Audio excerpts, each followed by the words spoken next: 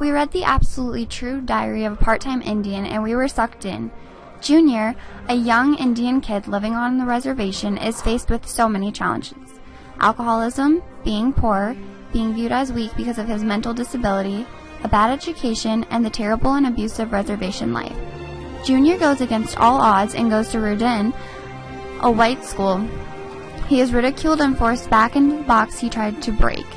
In the society of the reservation in Rudin, the people with the most power and the people who made the rules were all white. They looked down on the Indians, and the Indians were not able to speak for themselves and what they wanted.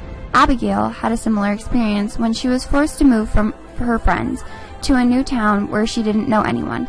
My experience was a little more somber than that. When I was in 5th grade, my grandpa was sick.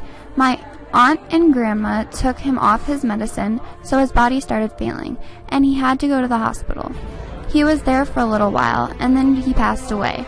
Before he passed away, my grandma and aunt went to the doctor and forged his signature on a do not resuscitate form. When his heart failed, the doctors and staff were not able to go in and bring him back. I couldn't say anything, and I couldn't do anything.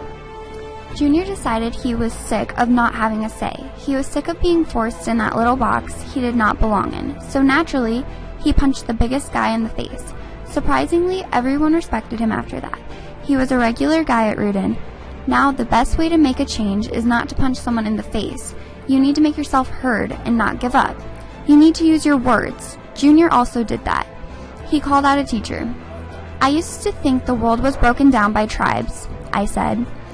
"By black and white, by Indian and white. But I know that isn't true.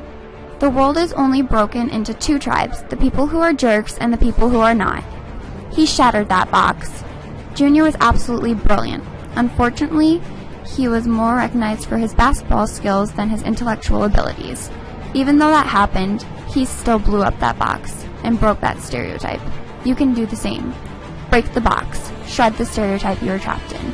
Be who you were born to be.